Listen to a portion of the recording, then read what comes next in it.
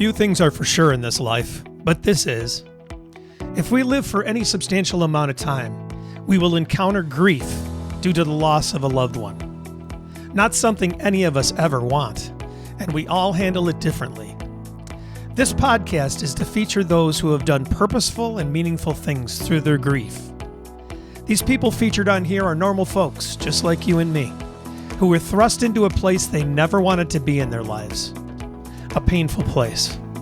As they moved through their pain, they realized that something worthwhile, something for the greater good, could come out of the unthinkable. I'm sure that none of them would ever consider themselves to be a hero, but when I searched the definition of the word hero, I found this: a person who is admired or idolized for courage, outstanding achievements, or noble qualities. And that fit. And so it's my privilege to bring you the remarkable stories of these heroes in grief.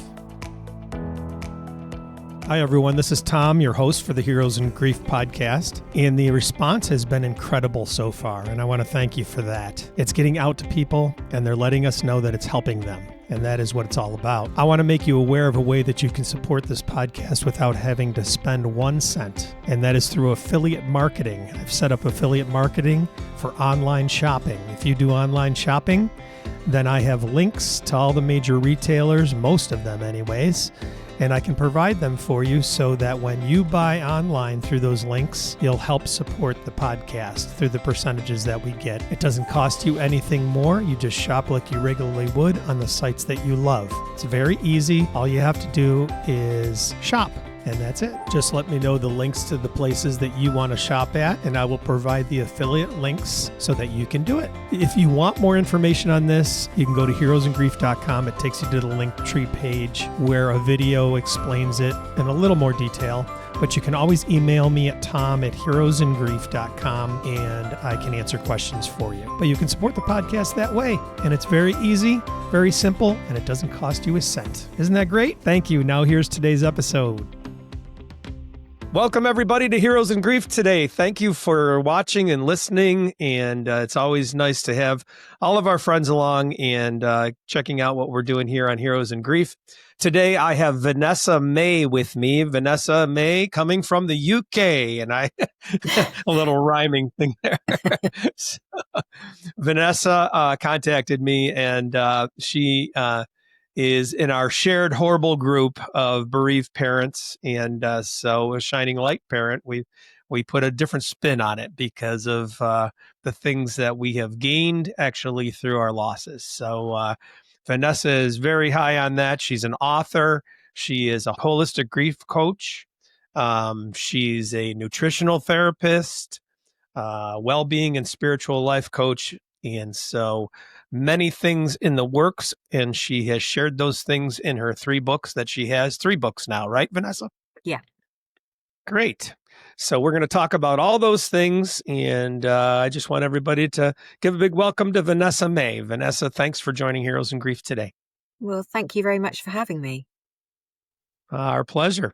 So we like to have people share their grief stories because there is power in the stories, and people can relate in many different ways to those stories. And sometimes it's to the person who's telling it. Sometimes it's certain events. Everybody's story is different, of course, but there are relational points. So would you mind sharing your story with us on what brought you into all of this work and the books and everything else?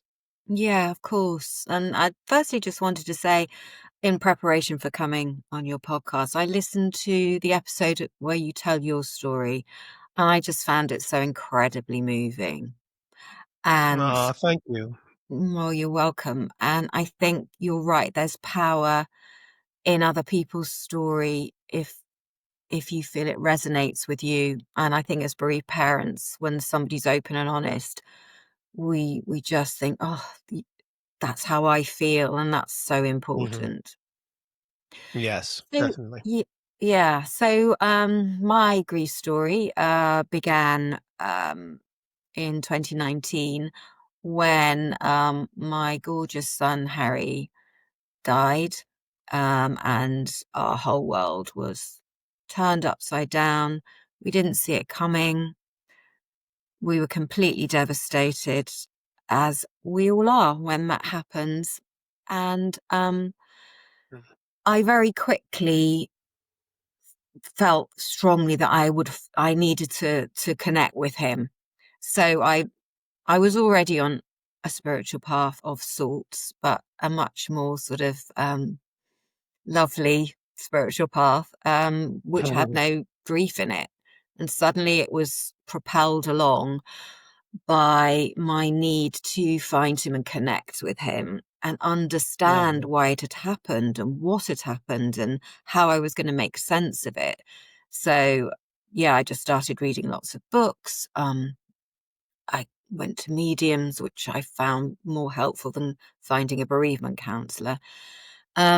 And one of the ways I began to process what had happened was through writing, which I found really cathartic. So that was sort of my grief therapy. And that was my first book, Love Untethered, How to Live When Your Child Dies, which I think is a fairly, raw account of what it's really like to lose a child. And also how, and it, I chart my path of the first year, and very quickly I caught up into real time. So about the third month, I was writing in real time. So it was like a document of the whole first year. So it is quite raw. But because I was working as a nutritional therapist and a wellbeing coach, and because I had such intense physical reaction, because we found, like you did, we found our son's body, and my body just went into total shock. I couldn't stop shaking. I felt sick. I felt like I was out of my body, all the things that a lot of us feel. And it's very intense. And because of my background, I realized that my nervous system had become totally stuck in fight or flight, and I couldn't get out. And it was bad. It was really bad. And so I knew, I understood this from my background as a nutritional therapist, and I knew some of the things to try and regulate my nervous system, but really nothing worked, not to begin with, because my whole being was so completely traumatized. So yeah, that's we all know what hell it is to be in those early stages of complete and utter disbelief. Yeah, So I just kept saying, what am I going to do? What am I going to do? And I had no control of myself, really. And I just said, I need help. I need help. I need help. And the first, hours, days, I knew it. I knew that I was uh, in despair. And so um, there's no stable ground, there's nothing to grab onto. There's nothing in that very early stages that means is stability. There's nothing in there. And so you're just in you're in a space of just saying what, where, how, and looking for those answers, you yeah, know? yeah, I mean, total disbelief. And you're right, there's no solid ground beneath you. It feels like the rug has literally been pulled out from under you, and you're just trying to make sense of it. That's why I think the whole understanding that the soul lives on, and energy can't die is something that helps us keep going, to go, okay, perhaps my son is still around, which I very quickly thought. But you've got people around you who think it's wishful thinking, because Right. they don't understand what it's like. And of course, eventually your support falls away. So people who step up initially and they're all shocked and terrified that, this is just the most awful thing. But, we all know how isolating grief can become. So you do have to sort of find your own tribe, don't you? People kind of in the same boat. Yeah. I yeah, I mean, what can I say? We all know what that first year is like. But I couldn't work because I just didn't feel capable of working. So, but eventually I knew I had to, and I was thinking, I can't go back to, helping people with things like, irritable bowel syndrome or things that felt quite trivial to me all of a sudden. Although I have to say that can be part of grief as well. Your body does all kinds of things in reaction to the trauma. So I thought, because I was a coach, I thought, I wonder if I can use my skills and help other people who are grieving with what I know in terms of what the grief does to your body, obviously what it does to you emotionally. And so that's what I started to do. But it took me, the first year I was incapable of doing anything. And then gradually I thought, well, this might be a way forward. And so that's how I sort of started to claw my way back into some kind of life. But then in the second year, I got cancer, Oh my gosh. which I think was entirely down to the trauma, I think at a cellular level. So yes, they found a melanoma, and obviously I had to have an operation. I had 2 operations. And that is an example of what grief can do to your body. And at that time I was approached to write a book for wellness practitioners about this very subject, of what grief does to the body mainly. And I uncovered all this research, and there is no doubt that grief raises inflammation. It creates havoc in all kinds of ways, which I obviously had personal experience of.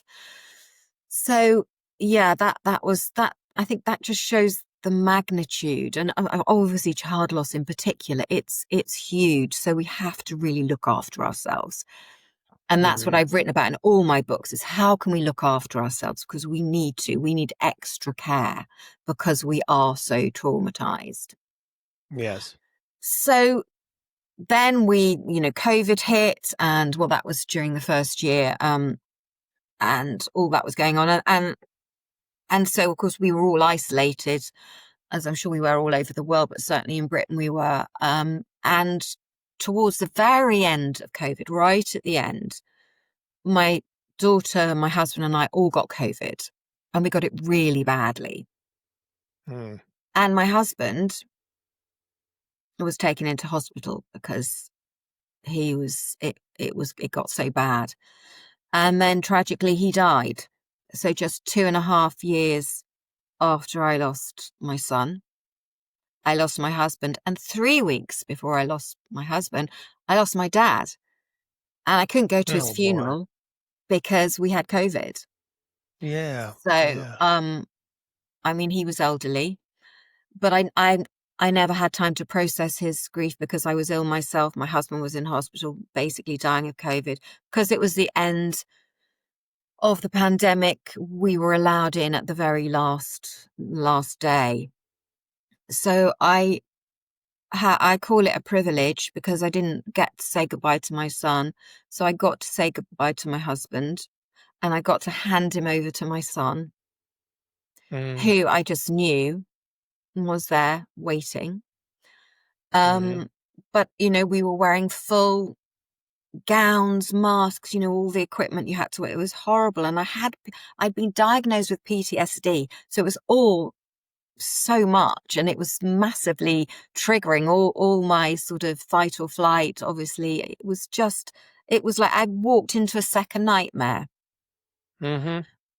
And this is where so my latest book is about that. So my latest book, When Grief Takes Everything, is the story. It starts with this story of losing my husband, and the absolute, I thought the worst thing had happened to me, the loss of my son. And of course that is the worst thing, but I didn't know that it could be so compounded, Yes.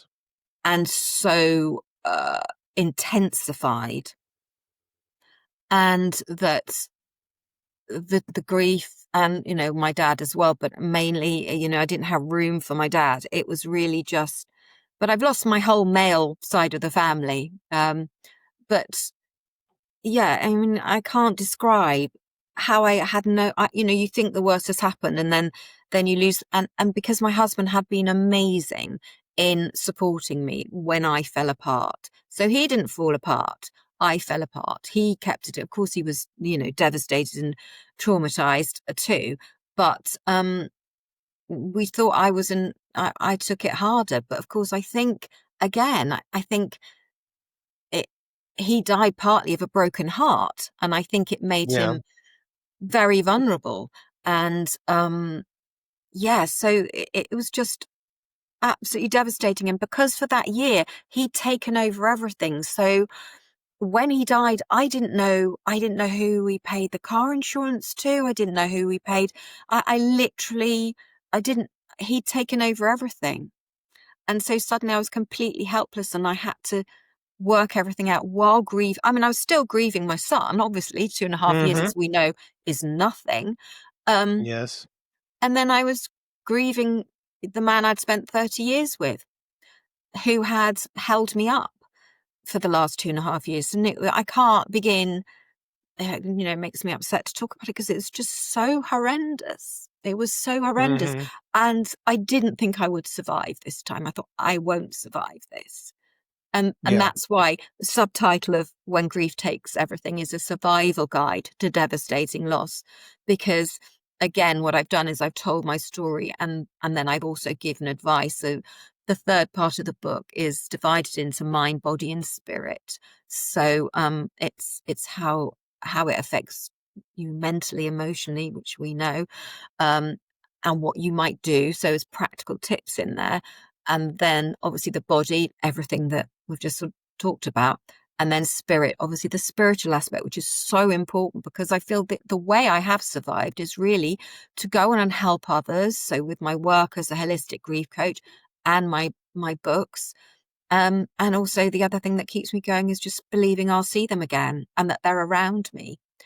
Um, and also that in the book, in the middle part, I share the story of 6 other people who have gone through traumatic loss, and that's how I'm doing it, really. But I don't need to tell you, it's far from easy, and I don't think it does anyone any favors by me saying I'm doing really well when I'm not. But I'm doing it, and I'm here, and I have a strong spiritual connection with my son and my husband, and I found purpose in helping others, and that's how I do it. But I'm not going to say yes, I'm fine now, because I'm not. Mm-hmm. I think we have very similar paths, and I'm so sorry for all that you've gone through, and I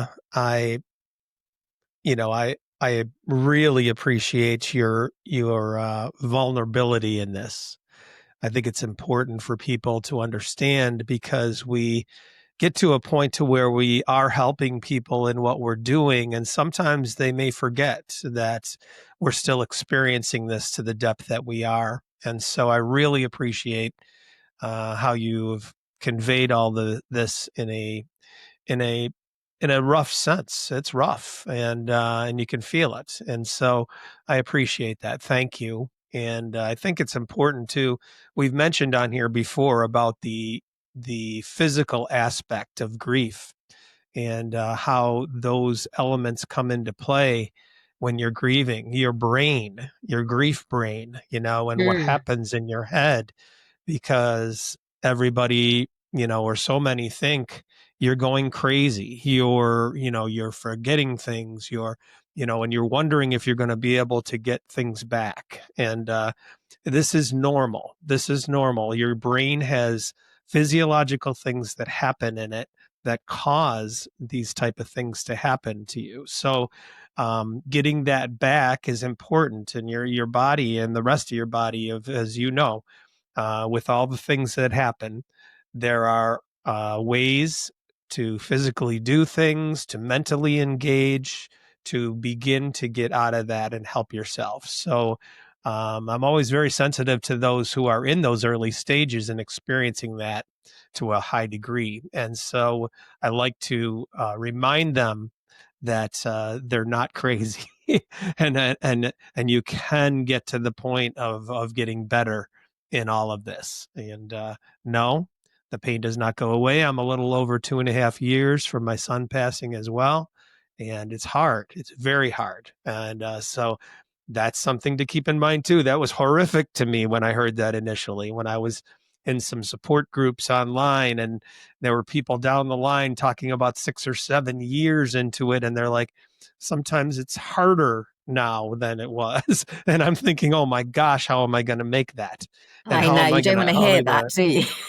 no, no. How are you going to, oh my gosh, especially in those early stages, I'm like, what? Like, how could it be harder? And it's harder in different ways. And It's so, yeah. but Well, that's what this. Yeah, it's different, and the grief does change. And I think you get used to it. It becomes your new normal, and it becomes familiar. And I think that's something to hold on to. But I know what you mean. I remember people saying to me, you'd go, "When does it get better?" And there'd be a terrible pause. mhm.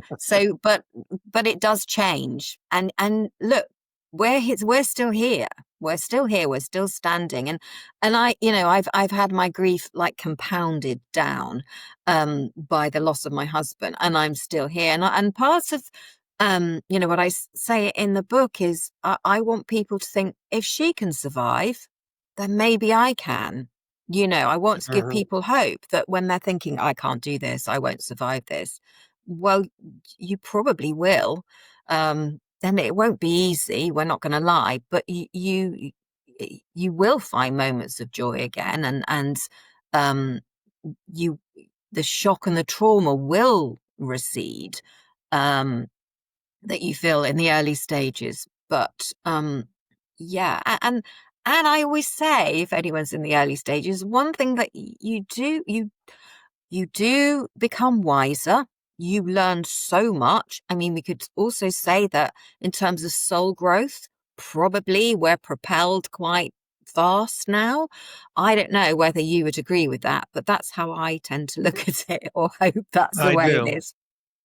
I do. And it's been my survival mechanism as well. I agree with that wholeheartedly because um, we talk about it a lot on here. I believe wholeheartedly that Jeff is present with me here and still existing. And so that has helped me in my process and in my ability to function and everything else. So that's a large part of it. That'll take on different forms for people. I know that. And it's just our story to share with people and help them explore how that can work for them. And so, but that helps me immensely. And I think that I mentioned recently that I observed a panel discussion online of from a organization that I respect very highly and has helped me in my grief. And I just saw a different level of hope there and a lower level of hope. And so I was very appreciative of where I've been able to be in this at this point and recognizing that. And so it's important, however you need to find that, however you can find that. Yeah, I would agree. Yeah. So hello, friends. I just wanted to take a brief break here in the podcast to make you aware of a very exciting partnership that Heroes in Grief has just formed, and that is with Get Griefy magazine. I'm going to let their founder and editor-in-chief, Kara Sanchez, tell you all about it. Hey, Heroes in Grief listeners. Life after loss isn't easy, but it can be colorful and full of possibilities. Meet Get Griefy magazine, a vibrant resource filled with inspiring stories of life after loss, expert advice, and voices from everyday grievers and thought leaders. Together, they're here to help guide you toward the side of life that's left to be lived fully and authentically. Dive into Get Griefy for free on issue or snag a print copy on Amazon. Connect with us on Instagram at Get Griefy Magazine or visit getgriefymagazine.com to explore, join our thriving small business collective, or discover advertising opportunities. Let's embrace life after loss, boldly and together. And now back to our episode. After your husband passed, and what's your husband's name? Anthony. Anthony. Beautiful. Thank you. Love to say the names. And your Yes. son was Harry. That's right. Harry, yes. I don't know if I mentioned in the beginning that you're a grief educator as well, and I am too, a certified grief educator. So Well, yes. David Kessler Well, is amazing, and he helps so many people, yes. doesn't And he? quite a story he has as well. Yeah, So it's like, absolutely. yeah. I thought it was relatable when I discovered him, and his Tender Hearts group was a lifesaver for me in the Mm. beginning. And I tell people in the beginning, very early on, I think I found him maybe 2 to 3 weeks in.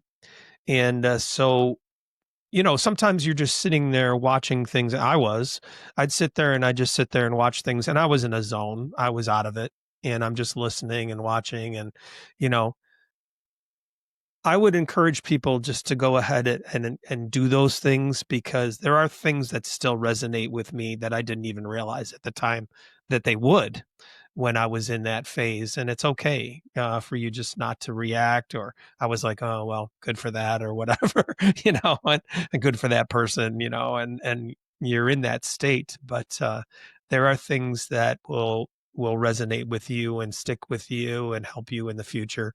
That's why we tell the stories here. That's why we share what we do, so that people could be encouraged by that.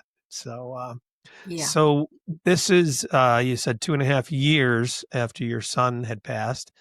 And so you had already been doing some writing at that point. It was a book already written by that time from your first book, or My first book. where are we in the process of moving forward in your grief work and everything at that point So after your husband passed? after my husband died, so I was in the middle of writing my second book.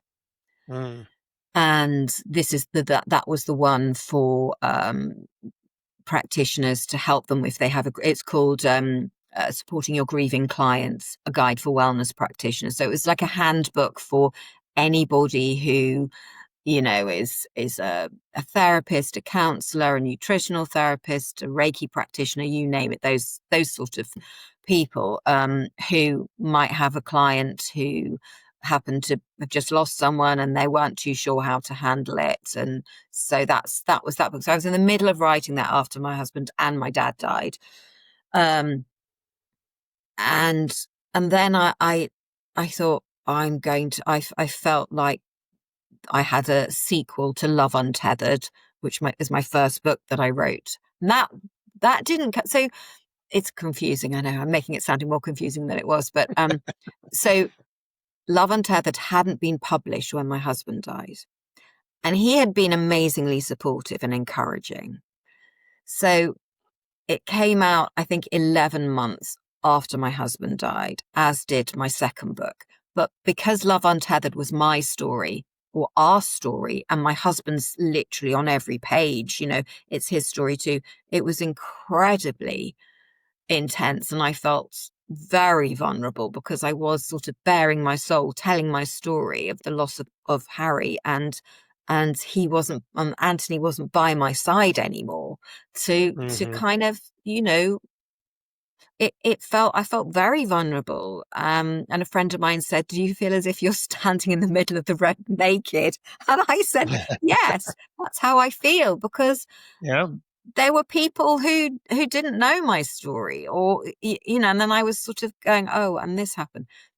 So, but then I got such a lovely response from other bereaved parents saying, it's as if you were telling my story. And Mm, also because I've got practical advice, as I was saying earlier in the book, people were saying you gave me a sort of a framework, and I explored the things you suggested. And I realized people were latching onto that because it wasn't just a sort of memoir, it was practical advice. So then I thought, well, I've got a sequel to that now, unfortunately, because let's be mhm. honest, it's not a sequel I ever wanted to write. I mean, I say that you could read this book in its own right. You don't have to have read Love Untethered, but it obviously is a continuation of my story and what it's like to have a second loss, and how it just basically makes you feel like, you've been knocked down, you're trying to get up, and then somebody kicks you over again. And that the person who would reach out their hand for you to take and pull you up is gone. He's gone. Mm-hmm. And because I mean, I was fully functioning and everything before my son died, but afterwards I was a mess. So I felt completely helpless after my husband died. It just, and everything, the thing about being a widow that I had no idea about was that you have to do everything. You have to take the trash out. You have to do you have to literally, you have to lock up at night, all the things. And, whatever we say, sometimes roles do fall into male and female. And then suddenly you're doing both, and you're grieving, not just one, not just two, but 3 losses. So it's a lot. It's a lot. And I didn't see myself as a particularly strong person, but I must be somehow. It is enormous, and that's why obviously if you have multiple losses, it takes a lot longer to go through the process of grief, because it's compounded and it's intensified. But writing, again, I struggle to find therapists that kind of got it, which is why I'm a holistic grief coach, because I want people to come to me and go, oh, she really gets it. She really gets it. But also for me, for my therapy, again, it was writing. So that was the what kept me going after my husband died. I'd had to, unlike after Harry died, I had to go straight back to work because I financially needed to, because I was a widow. So that was a huge concern. That's another thing.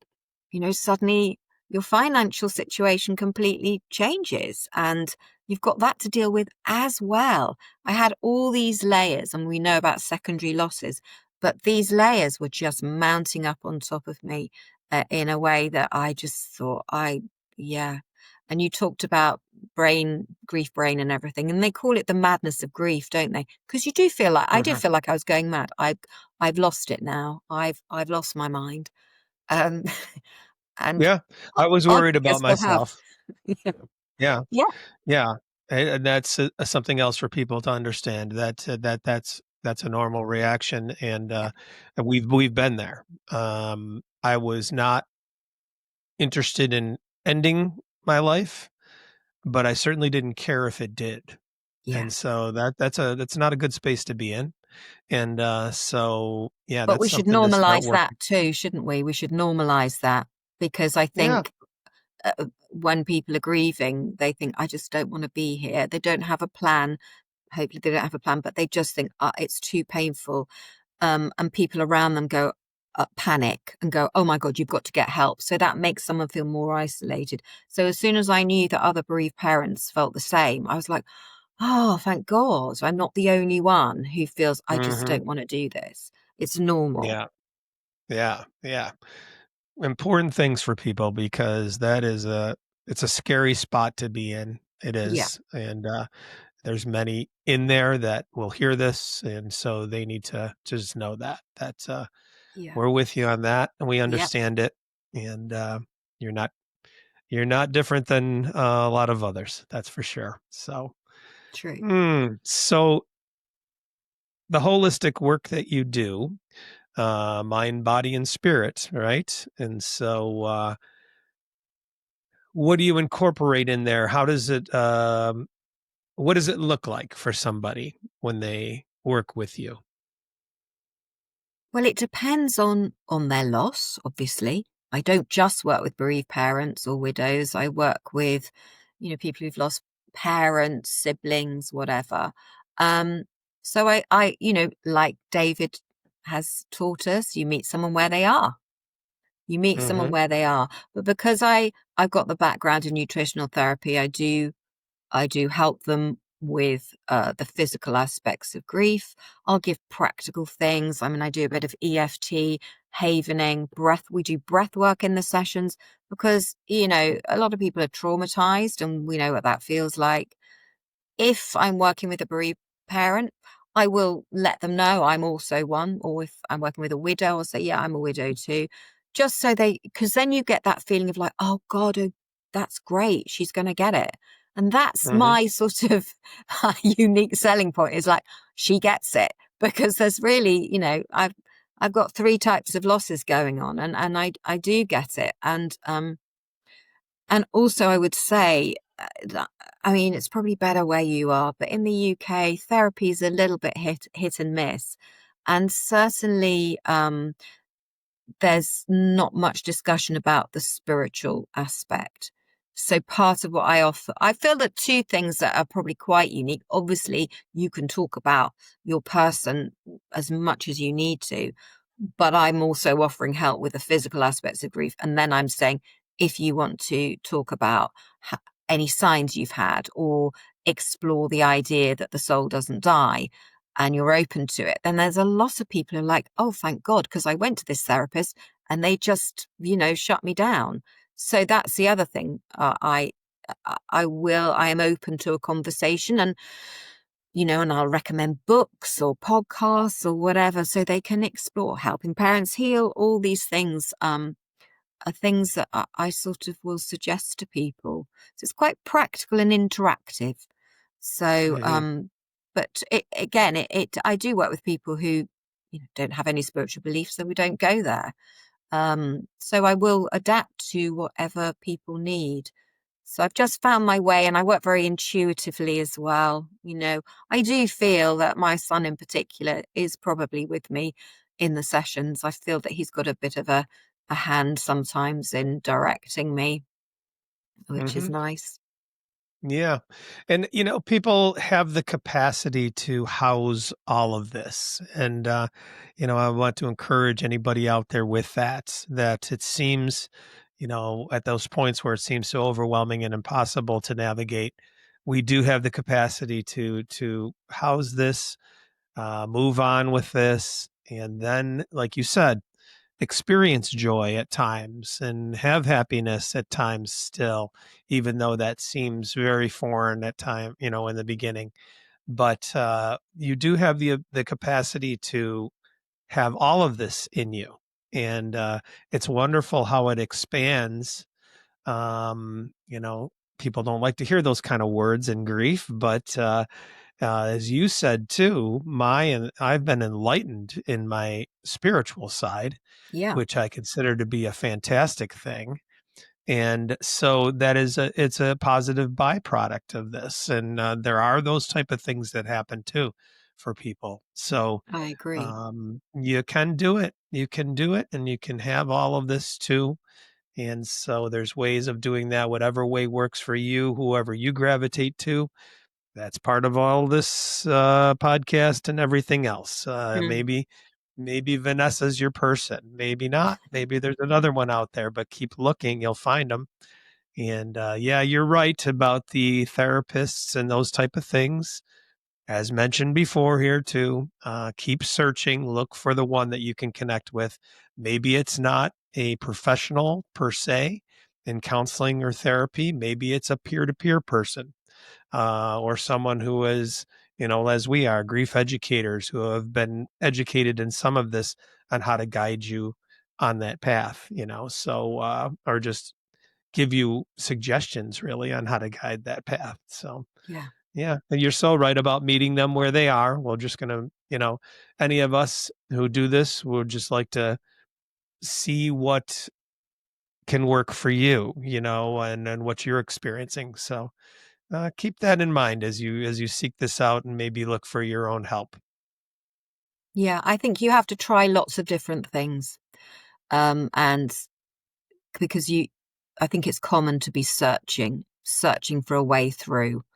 So you hear about a book, or you hear about a podcast, or a therapist, or, you know, a book or whatever, and try things and see what works for you, because it's I think that's part of your survival. I mean, I'm a great believer in, this is a survival course sometimes, but Mhm. you know, there are tools that you can pick up along the way, and some you'll discard. And always remember, what's right for one person isn't right for you, maybe.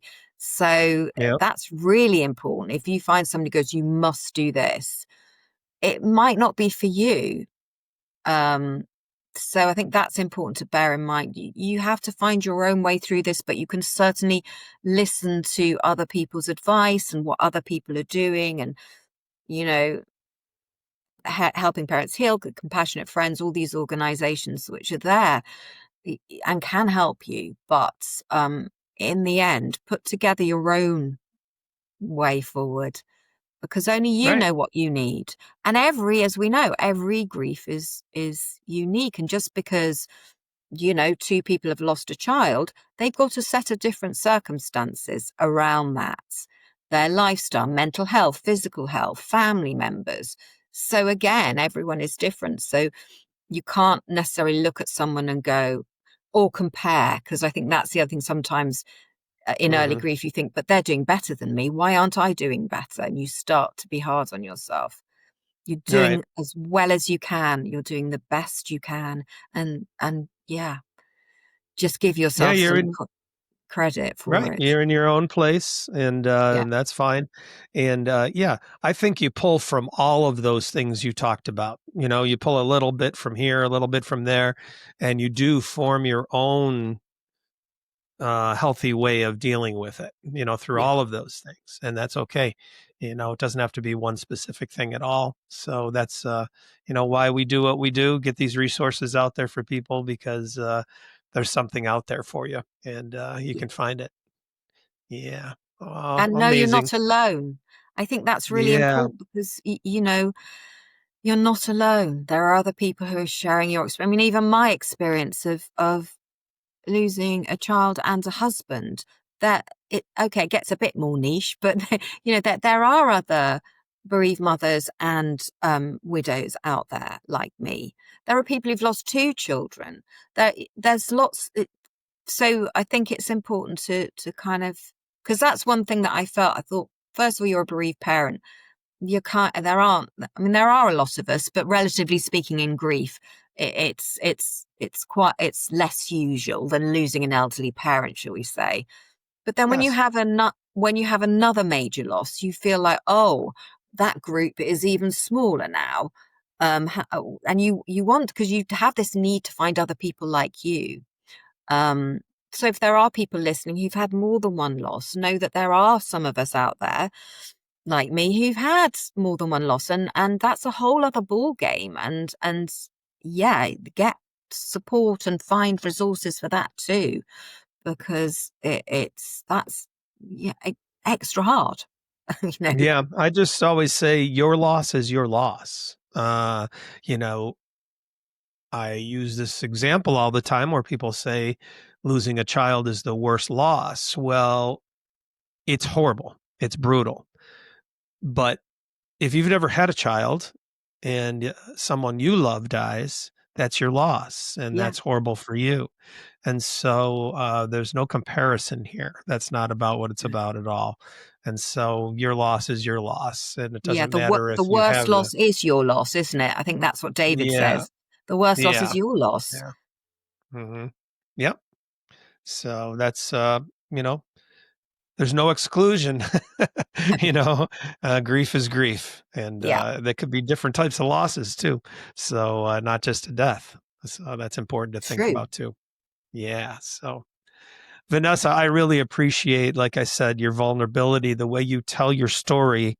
If your books are anything like the way that you tell your story, then people are going to be able to resonate with them very effectively, because they feel like they're there with you. And it doesn't matter the type of loss. When you listen to someone's story, there's always something you can glean from that. And so think about that, or just know that the person understands, they can relate to you when you're on that island, because you are in grief. Like you said, you can be around anybody, you can be around a lot of people and have a lot of good support and everything else, but you still have the grief inside of you, and you're on that island when you're dealing with that. So It's true. everybody's there when it's like that. So yeah.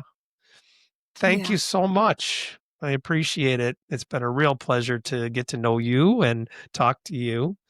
And sorry we have met this way, of course, but there's a purpose for all of us in this too. So that's an important thing. I And agree. yeah, we just got a heart for those out there. And that is astounding, isn't it? How it just compels you to want to help others. You said that too. And Well, that's yeah, I part of was, post-traumatic, what's it called? Okay, so you have PTSD and then you have post-traumatic growth. Sorry, I couldn't think of the word. Post-traumatic growth is when uh-huh. you've been through a trauma and out of that, something good comes, like you want to help others. You have more compassion. You have a growing spiritual belief. All these things are part of post-traumatic growth. So, and apparently they say, the studies show that the worse the trauma, the more likely you are to have the growth, Hmm. which Wow. is That's interesting. encouraging for people right That's there. That is encouraging, isn't very, it? it is Yeah. encouraging. Yeah. And it helps me to understand a little about what's happening with me too. So, all good. Yeah. Yeah. Vanessa May, thank you for coming on to Heroes in Grief. Her website is Vanessa May, just like it's said, is spelled Vanessa May, MAY, .co.uk. She is in the UK, so the website and all the other information on her books and everything will be in the show notes for sure. And I just want to thank you so much for coming on. Thank you. Oh, you're welcome. Thank you for having me. Thank you for listening to the Heroes in Grief podcast. If you'd like access to any of the links that we discussed in today's show, you can find them in the show notes.